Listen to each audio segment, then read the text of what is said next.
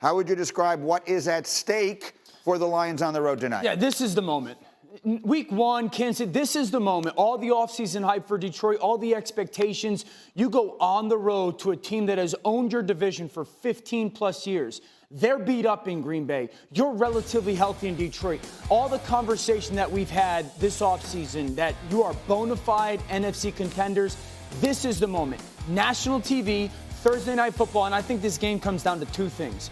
Explosive runs. Detroit's run game is the most diverse in the NFL, and Green Bay's defense has given it up. And then which rookie tight end helps out Jordan Love or Jared Goff the most? The rookie tight end in Green Bay, Jake Musgraves, got to help Jordan Love out. You talked about the completion percentage. Yeah. It's got to be his speed against this Detroit defense. And then Sam Laporta, the rookie tight end for Detroit with Jared Goff. It's going to be about the physicality. Musgraves' ability to separate against Detroit's secondary is going to be a big deal. Not just vertical speed, but run away from coverage.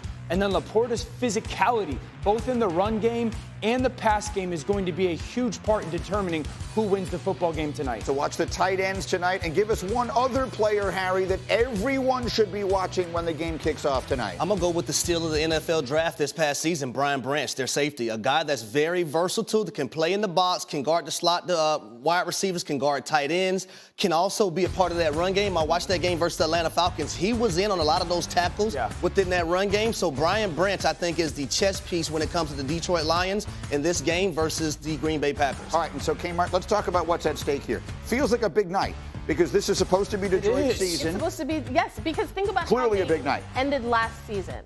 We thought that week 18, they had nothing to play for except they came out and beat the Packers. And you wondered, can the Lions, with this roster, with the draft picks that they accumulated, can they be better or pick up where they left off? I think Jared Goff has picked up where he left off last season, and they've done it without Jameson Williams, which I think is a really big deal.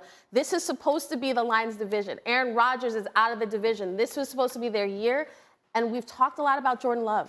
We've talked about, are the Packers now in line to keep things going with this quarterback? The Lions have to quiet all that and say, no, this is our time. How impressed have you been with Jordan Love 3 starts? Oh, incredibly impressed. He's also done it a lot without the health of his football team. Right. Watson's been out. Tonight he's going to play without the whole left side of his offensive line. Bakhtiari and Jenkins are out. That's why, for many reasons, for me, it feels like a must-win for the Detroit Lions. Romeo Doubs down in the red zone, and the connection that Jordan Love and he has been tremendous. But it's not just those two. It's been Jordan Love to Reed. It's been Jordan Love to Musgrave. It's been Jordan Love to Doubs. He's going to have another incredible performance if they expect to win at home. I think this feels like a must-win for Detroit as I sit here 12 hours away from kickoff. They're the healthier football team.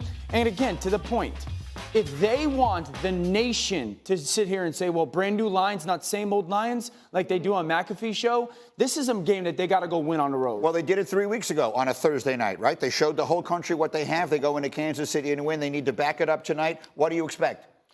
I expect it to be a great game, number one, but I think the physicality, when you look at how Green Bay's defense was able to hold the New Orleans Saints to just 17 points, it didn't give up a point in the second half.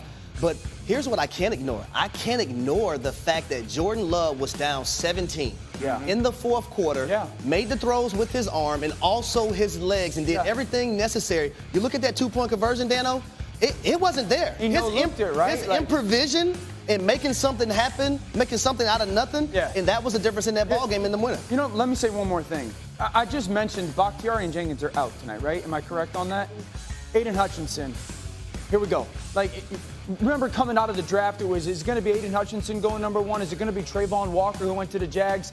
With the backup left tackle, really, and guard, Aiden Hutchinson has to be a storyline tonight to be a dominant football player. Rashawn Gary on the other side versus Penei Sewell. But Aiden Hutchinson, this is a chance to remind the country, maybe you should have gone number 1 in that draft.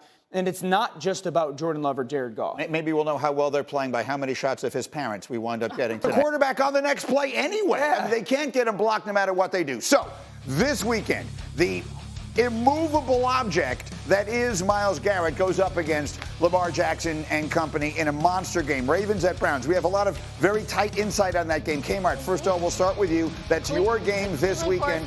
Yes, I will be there. Open the notebook. So I actually spoke to Deshaun Watson last week after the game, and he talked about the criticisms of his play. And he said, you know what, he can't listen to the outside noise. I just have to be better. We will not make excuses. But imagine if this offense matches the play of the defense. He told me there is no ceiling for how great we could be. But also, look at the Ravens, though. They have a lot of key injuries. Yesterday, 7 guys did not practice, including Odell, Kyle Hamilton, Marcus. Like, they have a lot of guys that have not practiced. And I'm curious who shows up on Sunday. This game's about Lamar Jackson in the pass game. If the Ravens think that they are going to line up on first down against Cleveland's defense and run the football, they're going to get blown out. This defensive line in Cleveland is firing off the football better than anybody in the game. This game's got to be about Zay Flowers. It's got to be about OBJ. He's got to play. Bateman, they're going to see man coverage, and it's going to be the conversation, this pass game, how they get the ball down the field, this trifecta of wide receivers. It's time to show up. You're not going to beat them running the football if you're Baltimore. Now, Dan, you mentioned Zay Flowers. So I spoke to Zay Flowers yesterday, and he said that Colts loss, that was us. That was on us. We cost ourselves that game. He said, I love this Todd Monken offense because we know how explosive we can be. I know that I could be used everywhere. They call him joystick for a reason. Yeah. If health is really the thing that is stopping this Ravens team, in my opinion. I agree with that. They got to throw the ball downfield real quickly to Zay Flowers. As great as as much as I love him, get the ball in his hands in the short stuff, we got to push the ball downfield versus coverage or man coverage this weekend. Harry is doing the game on ESPN Radio. So again, you're studying the notes and the tape. What are you seeing? I'm looking at this Ravens offense. They better be ready for the blitz because one thing Jim Schwartz told us against the Cincinnati Bengals who have the personnel is that we don't care about who you have over there. We believe in our guys, and they have the personnel from the defensive line, the linebackers, in the secondary to play man coverage. So how's Lamar Jackson in this offense going to do against the blitz? Because you know it's coming. Wait, and they've struggled with that.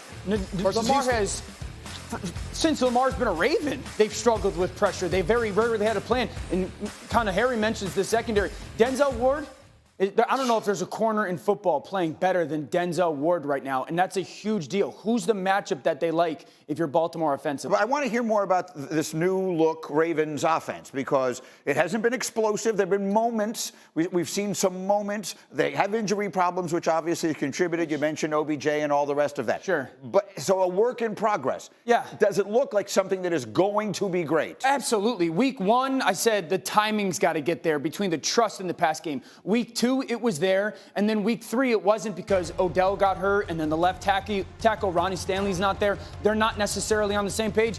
And I would agree with Kimberly's point that Zay Flowers said they blew it. They did. Drops and lack of execution in the most important moments. The weather certainly played a conversation. They got to get to the point where Zay Flowers is the guy that is almost used in the way that Percy Harvin used to be, where they would get him the ball, but then they would throw it downfield to him. OBJ's got to get healthy. Bateman, there needs to be that consistency for the pass game. Is it capable? 100%. This game is about Lamar, but for me, it's about this Browns defense that I've covered for a very long time. Talking to Zadarius Smith, he's like, the difference with this team now is we got some badasses. And Jim Schwartz coaches us to be that. It is straight chaos. They want to flush QBs out the pocket, make it messy, and make sure that their secondary holds up. But do you want Lamar outside? Do you want him scrambling around? And I'll say this. I think the only unit that can compare with them that's confident like the Browns right now is the Miami Dolphins offense. That's the only unit I can say that feels confident about their guys making plays. So Cleveland's that good. You say defense? Oh my God! I'm just saying. I want to make sure the audience understands. Yes. Because we talk a lot about San Francisco's defense. Yep. We have talked a lot about the Cowboys' defense. We've talked about the Jets' defense before the season began. You're telling me the best defense in football right now is Cleveland. And the numbers don't lie. Yes. They're first in just about every category across the board. This defense absolutely deserves to be in the conversation with Dallas and San Francisco, 100%. Do I think that San Francisco's defense is better? I do, as of right now.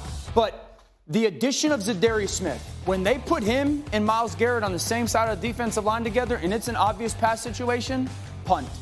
Who do we believe in this division? Cincinnati, rough start, obviously. Burrow guts it out the other night. I still believe in Cincinnati. That's the team you believe in, long term. I'm telling everybody, do not sleep on them. Joe Burrow hopefully stays healthy. It's the best offensive line he's ever had. Finally got the ball to Jamar. And I think their defense is young and athletic in a way that they haven't necessarily had.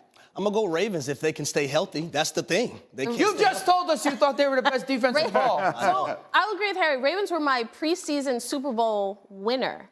But the thing I believe most in is this Cleveland Browns And defense. let me say this. Yeah. If Pittsburgh will weaponize George Pickens, Oh, yes, Lord. they got to do that. We need it. We need it, Canada. I don't understand why they don't, because that boy bad.